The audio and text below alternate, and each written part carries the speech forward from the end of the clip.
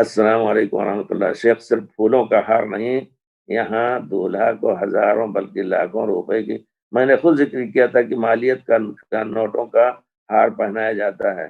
میں جہاں تک یہ یقین کرنا چاہتا ہوں اب کہ یقیناً یہ سب کفار، جیسا کہ بعض علماء نے ذکر کیا ہے کہ یہ کفار کا طریقہ ہے، ہار پہنانا، انگوٹھی، منگنی کی انگوٹھی پہنانا۔ وہ سونے کی پہناتے ہیں، اگر آپ چاندی ہی کی پہنائیں تب بھی وہ جائز نہیں ہے۔ ہاں، مہر میں اگر اس کو دے رہے ہیں تب تو صحیح ہے، لیکن وہ انگوٹھی پہنانا ایک خاص مقصد کے لیے ہوتا ہے، وہ بھی چھوٹی انگوٹھی سے چھوڑ کر کے اور اس کے بعد والی انگوٹھی میں پہناتے ہیں۔ اس کا مقصد ہوتا ہے کہ اس انگوٹھی سے شوہر کے دل، لڑکی کے دل میں، مخطوبہ اور منگیتر کے دل میں محبت آئے گی۔ یہ سب عقیدے پورے طور پر غلط ہیں، اور یہ تشبہ ہے۔ اگر مسلمان ایسا کر رہے ہیں تو تشبہ ہے، جیسا کہ البانی صاحب نے آداب الزفاف میں اس کا ذکر کیا تفصیل سے۔ تو یہ سب نہیں ہونے چاہیے۔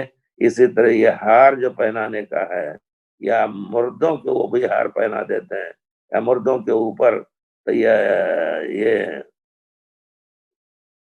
مردوں کے اوپر ہار لاد دیتے ہیں، یہ سب چیزیں غیر شرعی ہیں بے شک۔ نعم۔ تو پھولوں کا کوئی بھی پھول ہو یا ہار ہو یا کوئی بھی ایسا رسم اور ایسا رواج نہ استعمال کرے مسلمان شادی میں، غم میں، کہ جو کفار کے کاموں میں سے ہے، ان کے عقیدے سے میل کھاتا ہو۔ کئی بھی کسی بھی مسئلے میں ابھی جو ویلنٹائن اور پتہ نہیں یہ سب چیزیں ہیں، اسی میں آتی ہیں۔ اللہ تعالیٰ مسلمانوں کو معاف کرے۔ مسکین یہ مسلمان کمزور، پوری دنیا کی نظروں میں ذلیل ہے، اور خود اپنے کو ذلیل کر رہا ہے۔ اس کے اندر اپنی خودداری نہیں کہ ہم ایک مسلمان کی حیثیت سے اپنے کو مسلمان ظاہر کریں۔